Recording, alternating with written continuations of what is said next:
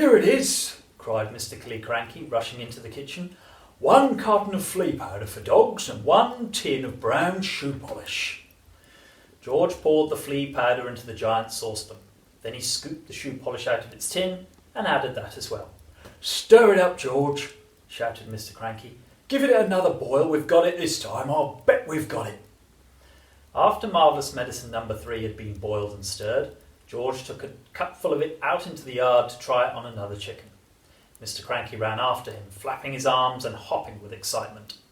"Come and watch this one," he called out to Mrs. Cranky. "Come and watch us turning an ordinary chicken into a lovely great big one that lays eggs as large as footballs." "I hope you do better than last time," said Mrs. Cranky, following them out. "Come on, chicken," said George, holding out a spoonful of medicine No. 3. "Good chicken, chick, chick, chick, have some of this lovely medicine." A magnificent black cockerel with a scarlet comb came stepping over. The cockerel looked at the spoon, and it went peck. "Cock-a-doodle-doo!" squawked the cockerel, shooting up into the air and coming down again. "Watch him now," cried Mr. Cranky. "Watch him grow. Any moment he's going to start getting bigger and bigger." Mr. Killycranky, Mrs. Cranky, and little George stood in the yard staring at the black cockerel. The cockerel stood quite still. It looked as though it had a headache. "What's happening to its neck?" Mrs. Cranky said. "It's getting longer," George said. "I'll say it's getting longer," Mrs. Cranky said. Mr. Cranky, for once, said nothing. "Last time it was the legs," Mrs. Cranky said. "Now it's the neck. Who wants a chicken with a long neck? You can't eat a chicken's neck." It was an extraordinary sight. The cockerel's body hadn't grown at all, but the neck was now about 6 feet long. "All right, George," Mr. Cranky said. "What else have you forgotten?" "I don't know," George said. "Oh, yes, you do," Mr. Cranky said. "Come along, boy, think. There's probably just one vital thing missing, and you've got to remember it." "I put in some engine oil from the garage," George said. "Did you have that on your list?" "Eureka!" cried Mr. Cranky. "That's the answer. How much did you put in?" "Half a pint," George said. Mr. Cranky ran to the garage and found another half pint of oil. "And some antifreeze," George called after him. "I sloshed in a bit of antifreeze."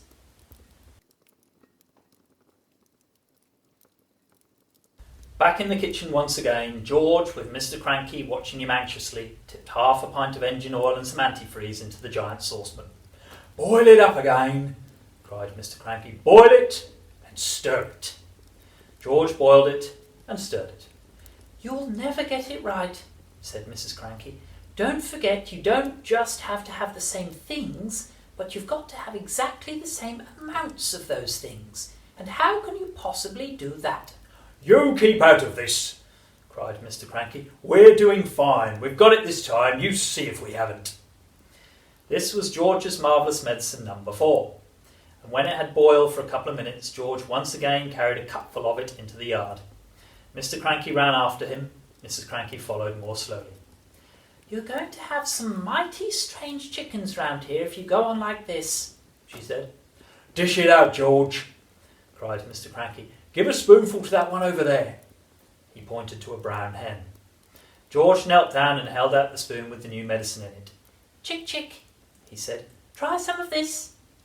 The brown hen walked over and looked at the spoon. Then it went peck. "Ouch!" it said. Then a funny whistling noise came out of its beak. "Watch it grow," shouted Mr. Cranky. "Don't be too sure," said Mrs. Cranky. "Why is it whistling like that?" "Keep quiet, woman," cried Mr. Cranky. "Give it a chance." They stood there staring at the brown hen. "It's getting smaller," George said. "Look at it, Dad. It's shrinking." And indeed it was. In less than a minute, the hen had shrunk so much it was no bigger than a new hatched chick. It looked ridiculous.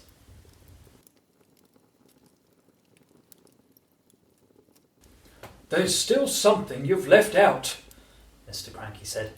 "I can't think what it could be," George said. Give it up, Mrs. Cranky said. Pack it in. You'll never get it right.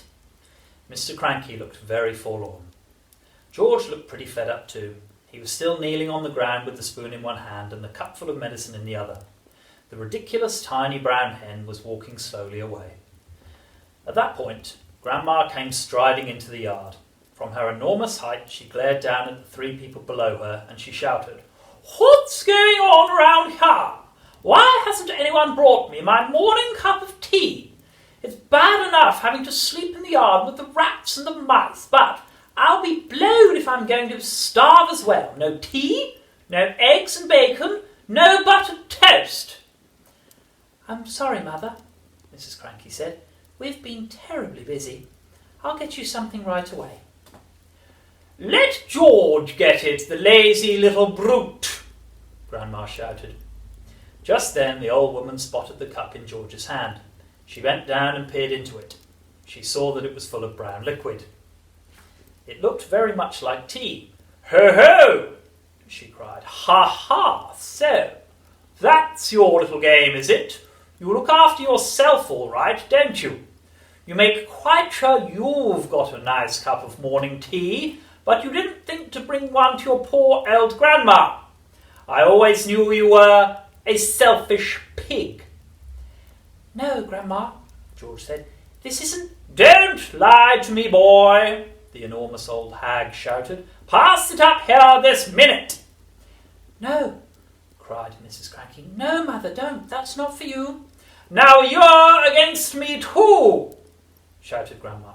"My own daughter trying to stop me having my breakfast, trying to starve me out." Mr. Cranky looked up at the horrid old woman and he smiled sweetly. "Of course it's for you, Grandma," he said. "You take it and drink it while it's nice and hot." "Don't think that I won't," Grandma said, bending down from her great height and reaching out a huge horny hand for the cup. "Hand it over, George." No, no, Grandma, George cried out, pulling the cup away. You mustn't. You're not to have it. "Give it to me, boy," yelled Grandma. Don't, cried Mrs. Cranky. That's George's Marvellous. "Everything's George's round here," shouted Grandma. "George's this, George's that. I'm fed up with it." She snatched the cup out of little George's hand and carried it high up out of reach. "Drink it up, Grandma," Mr. Cranky said, grinning hugely. "Lovely tea." No, the other two cried. No, no, no. But it was too late. The ancient beanpole had already put the cup to her lips, and in one gulp she swallowed everything that was in it. Mother, wailed Mrs. Cranky. You've just drunk 50 doses of George's Marvellous Medicine number 4, and look what one tiny spoonful did to that little brown hen. But Grandma didn't even hear her. Great clouds of steam were beginning to pour out of her mouth, and she was beginning to whistle. "This is going to be interesting," Mr. Cranky said, still grinning. Now you've done it, cried Mrs. Cranky, glaring at her husband. You've cooked the old girl's goose. "I didn't do anything," Mr. Cranky said. Oh, yes, you did. You told her to drink it. A tremendous hissing sound was coming from above their heads. Steam was shooting out of Grandma's mouth and nose and ears and whistling as it came. "She'll feel better after she's let off a bit of steam," Mr. Cranky said. She's going to blow up, Mrs. Cranky wailed. Her boiler's going to burst. "Stand clear," Mr. Cranky said. George was quite alarmed. He stood up and ran back a few paces. The jets of white steam kept squirting out of the skinny old hag's head, and the whistling was so high and shrill it hurt the ears. Call the fire brigade, cried Mrs. Cranky. Call the police. Man those hose pipes. "Too late," said Mr. Cranky, looking pleased. Grandma, shrieked Mrs. Cranky. Mother, run to the drinking trough and put your head under the water. But even as she spoke, the whistling suddenly stopped, and the steam disappeared. That was when Grandma began to get smaller. She had started off with her head as high as the roof of the house, but now she was coming down fast. "Watch this, George!" Mr. Cranky shouted, hopping around the yard and flapping his arms. Watch what happens when someone's had 50 spoonfuls instead of one. Very soon Grandma was back to normal height. Stop, cried Mrs. Cranky. That's just right. But she didn't stop. Smaller and smaller she got. Down and down she went. In another half-minute she was no bigger than a bottle of lemonade. How do you feel, Mother? Asked Mrs. Cranky anxiously. Grandma's tiny face still bore the same foul and furious expression it had always had. Her eyes, no bigger now than little keyholes, were blazing with anger. How do I feel? She yelled. How do you think I feel? How would you feel if you'd been a glorious giant a minute ago and suddenly you're a miserable midget? She's still going, shouted Mr. Cranky gleefully. She's still getting smaller. And by golly, she was. When she was no bigger than a cigarette, Mrs. Cranky made a grab for her. She held her in her hands and cried, How do I stop her getting smaller still? You can't, said Mr. Cranky. She's had 50 times the right amount. I must stop her, Mrs. Cranky wailed. I can't hardly see her as it is. Catch hold of each end and pull, Mr. Cranky said. By then, Grandma was the size of a matchstick and still shrinking fast. A moment later, she was no bigger than a pin. Then a pumpkin seed. Then... Where is she? Cried Mrs. Cranky. I've lost her. Hooray! Said Mr. Cranky. She's gone. She's disappeared completely, cried Mrs. Cranky. That's what happens if you're grumpy and bad-tempered, said Mr. Cranky. Great medicine of yours, George. George didn't know what to think. For a few minutes, Mrs. Cranky kept wandering around with a puzzled look on her face, saying, Mother, where are you? Where have you gone? Where have you got to? How can I find you? But she calmed down quite quickly, and by lunchtime she was saying, well, I suppose it's all for the best, really. She was a bit of a nuisance around the house, wasn't she? Yes, Mr. Cranky said. She most certainly was. George didn't say a word.